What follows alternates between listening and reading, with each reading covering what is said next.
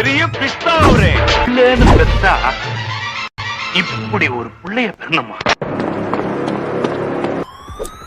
ஒரிஜினலாவே நான் வில்லன்மா. இது எப்படி?